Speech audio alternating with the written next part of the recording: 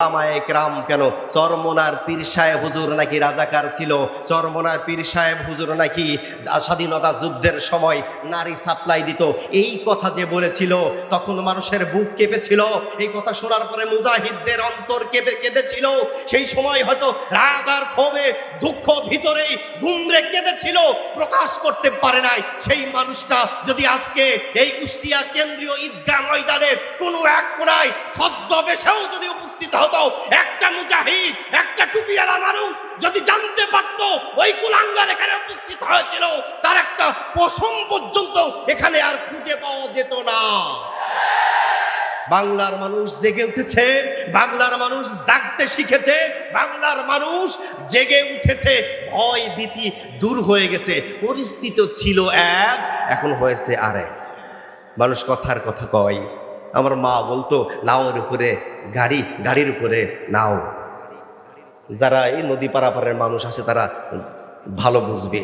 পানি যখন বেশি হয়ে যায় তখন গাড়ি পারাপার করতে নাওয়ের উপরে, নৌকার উপরে উঠানো হয়। পানি যখন কমে যায় ওই নৌকাকে আবার গাড়ির উপরে উঠায় পার করতে হয়। সব সময় একদিকে বাতাস বয় না। মুসলমান যদি এখনো হুঁশ তোলে, মুসলমানের যদি এখনো হুঁশ ওঠে, এই মুসলমানরা এই বাংলার জমিনে আল্লাহর হুকুম, কোরআনের হুকুম পরিচালিত হবে। আর এদেশের মুসলমান, হিন্দু, বৌদ্ধ, খ্রিস্টান সকলেই সেই সুফল ভোগ করবে, শান্তিতে বসবাস করবে। এই পরিবেশ আমাদের দেশে আসুক, এটা কি আমরা চাই না চাই না? কি চাই না চাই না? এর জন্য প্রয়োজন একটা জিনিস, আখলিস দীনাকা ইয়াকফিকাল আমালুল কলিল। ও মুজাহিদ ভাইরা, ও নামাজি ভাইরা, ও জিহাদকারী ভাইরা, আন্দোলনকারী ভাইরা, রাজনীতি করা ভাইরা, আল্লাহ রাব্বুল আলামিনের দরবারে নাজাত পাওয়ার জন্য বহু আমল দরকার হবে না। আল্লাহ দরবারে নাজাত পাওয়ার জন্য বহু নামাজের দরকার হবে না। আল্লাহর রাসূল জনাবে মুহাম্মদুর রাসূলুল্লাহ সাল্লাল্লাহু আলাইহি ওয়াসাল্লাম ফরমান, যদি অল্প একটু আমল হয় আল্লাহর রাজি আর খুশির জন্য, যদি হয় অল্প একটু আমল, যদি হয় আল্লাহ রাজি আর খুশি তথা ইখলাসের জন্য হয়, কিয়ামতের ময়দানে জীবনের সব গুনাহগুলো মাফ করিয়া আল্লাহর জান্নাতে যাওয়ার জন্য যথেষ্ট হয়ে যাবে। কি দরকার? ইখলাস দরকার। কি দরকার? ইখলাস মানে যা আল্লাহর জন্য করা হয়।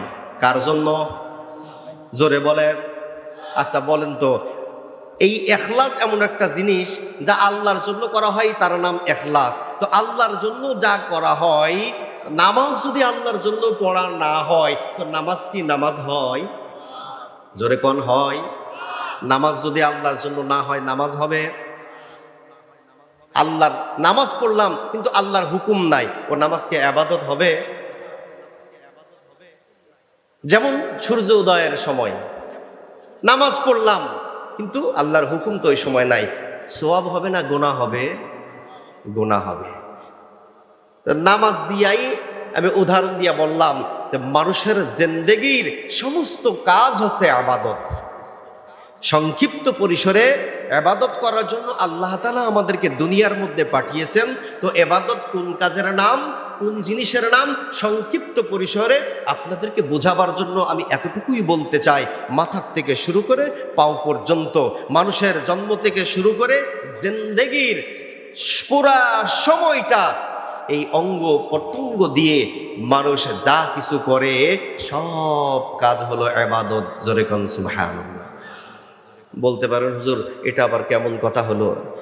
এই হাত দিয়ে পাও দিয়ে কত মানুষের গরু চুরি করে খাইলাম, এই হাত দিয়ে পাও দিয়ে কত অকাম করলাম, সেগুলাও কি ইবাদত? বলে হ্যাঁ, সেগুলাও ইবাদত।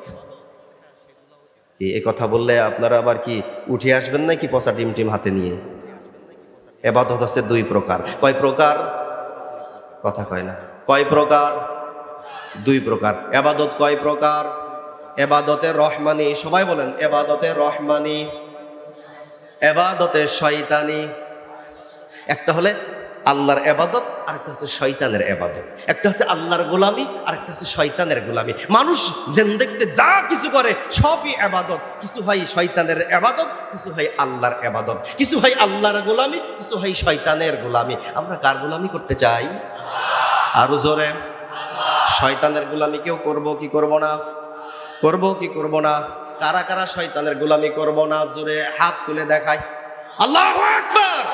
হাত তুলে ধরে রাখেন। কি শয়তানের গোলামি করব? শয়তানের গোলামি করব? যদি শয়তানের গোলামি করতে না চাই, আজ থেকে হাত তুলে ওয়াদা করে গেলাম, আর জীবনে ইসলামের বিপক্ষে ভোটটাও দিব না। আচ্ছা, বিড়ি খাইলে কি আল্লাহ খুশি হয় না শয়তান খুশি হয়?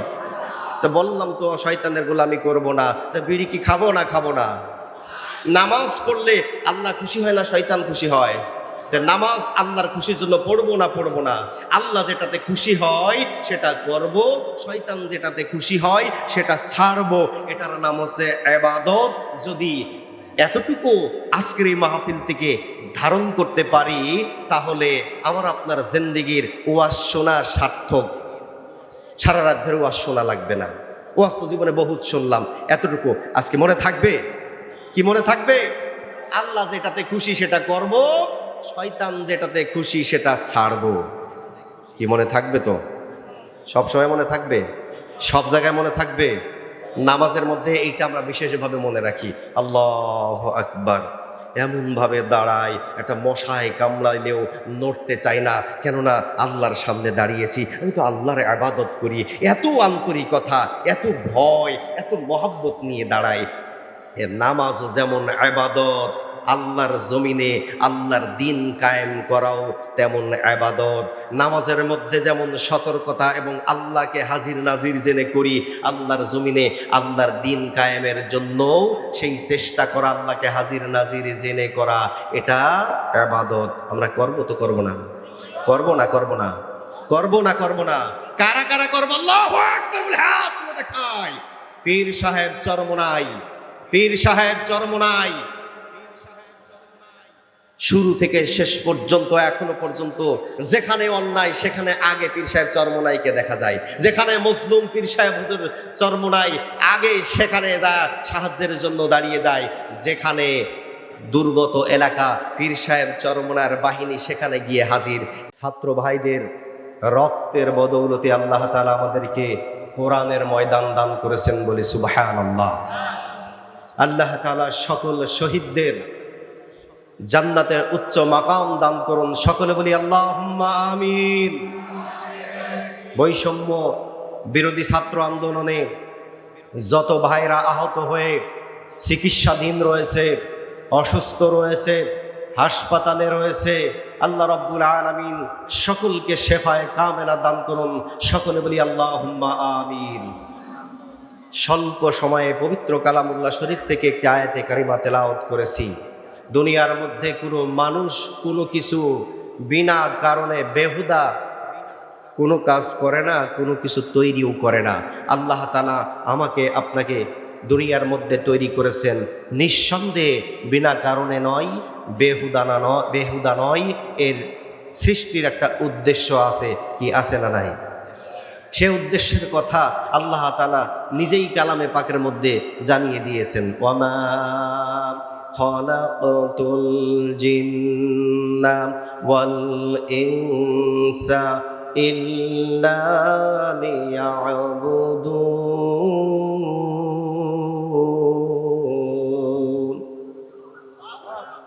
আল্লাহ তাআলা জানিয়েছেন, মানুষকে আমি সৃষ্টি করেছি একমাত্র আমার ইবাদত করার জন্য। কি করার জন্য?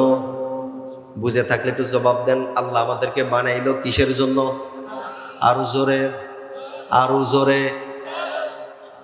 এই ইবাদত কথাটা আমাদের এ দেশের মানুষ বুঝতে যত দেরি করবে, আল্লাহর জমিনে আল্লাহর দিন আসতে তত দেরি হবে।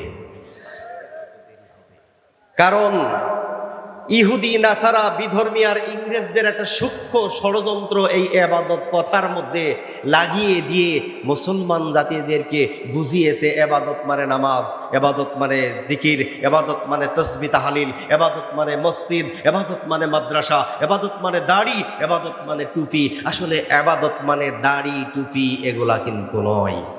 শুধুমাত্র দাড়ি টুপি নামাজ রোজার নাম ইবাদত নয়, ইবাদত হচ্ছে সর্বক্ষেত্রে সর্ব জায়গায় সর্ব অবস্থায় আল্লাহর যে হুকুম করেছে সেগুলাকে পালন করা, যেই জায়গায় আল্লাহ যেই কাজ নিষেধ করেছে সেইগুলা থেকে বিরত থাকা, এর নাম হচ্ছে ইবাদত। এখন বুঝে থাকলে জবাব দেন, ইবাদত কি শুধু আল্লাহর হুকুম কি শুধু মসজিদে আছে না মসজিদের বাইরেও আছে? আল্লাহর হুকুম কি শুধু মসজিদের মধ্যেই নামাজের মধ্যে নাকি রাজপথেও আছে? আল্লাহর হুকুম কি শুধু নামাজের মধ্যেই আছে নাকি রাজনীতিতেও আছে? আল্লাহর হুকুমের পরিপূর্ণতা দেখিয়ে দিয়েছেন আল্লাহর রাসূল, সাহাবায়ে কেরাম। এবার বুঝে থাকলে জবাব দেন, আল্লাহ রাসূল এবং সাহাবায়ে কেরাম শুধু কি নামাজ রোজা নিয়েই ছিলেন নাকি রাষ্ট্র পরিচালনাও করেছেন? যারা কথা বলেন না তাদের এখনো ভয় আছে, কারণ এখনো মনে হয় আওয়ামী আওয়ামী ভাব রয়েছে দেশের মধ্যে, নাকি সেদিন গুজার গিয়া। সত্য কথা বলতে কি আমরাও তো মুখ খুলে কথা বলতে পারি নাই। যাদেরকে কারারুদ্ধ করে রাখা হয়েছিল, যাদের হাতে হাত করা দেওয়া হয়েছিল, আমাদেরকে হাতে হাত করা দেওয়া হয় নাই, আমাদের মুখে শৃঙ্খল লাগায় দেওয়া হয়েছিল, আমাদেরকে অব্যক্ত করে রাখা হয়েছিল, আমাদেরকেও অদৃশ্য বেড়ি আমাদের হাতে লাগিয়ে রাখা হয়েছিল, আমাদের পায়ে লাগিয়ে রাখা হয়েছিল, আমাদের মুখেও যেন লাগাম লাগিয়ে রাখা হয়েছিল। আমরাও ইচ্ছা থাকা সত্ত্বেও বলতে পারি নাই। এটা সবার ক্ষেত্রে সব জায়গায় ইমানি দুর্বলতার কথাও বলবো না, এটা পরিবেশ আর পরিস্থিতির কারণ ছিল। এখন আর সেই পরিবেশ নাই। এখন কথা বলা তো দূরের কথা, ওই জালিমদেরকে হাতে পাইলে এই কটা মানুষ এখানে বসে থাকতো না। যে জালিম এই কুষ্টিয়ার বুকে পরপর 4 বার এমপি হয়েছে, একটাও মানুষ মনের থেকে ভোট দিয়েছে কিনা জানি না। একটা আওয়ামী লীগের লোকও, আমার মনে হয় কুষ্টিয়ার কোনো আওয়ামী লীগের লোকও কুষ্টিয়ার এমপিকে মনের থেকে ভোট দেয় নাই। কারণ আমরা মসজিদ মাদ্রাসা নিয়ে চলাফেরা করি, আমরা হুজুর মানুষ, আলেম উলামা মানুষ, সব শ্রেণীর মানুষের সাথে বিশেষ বিশেষ সময় কিছু কথাবার্তা হয়, তারা তাদের মনের কথা আমাদেরকেও কখনো কখনো খুলে বলেছে। ওলামায়ে কেরামদেরকে দেশের শান্তি শৃঙ্খলা রক্ষার্থে অরাজকতা সৃষ্টি যাতে না হয়, এই জন্য ওলামায়ে কেরামদেরকে সাথে পরামর্শের নাম দিয়ে ডাকা হয়েছিল একটি হলে। সেখানে ডেকে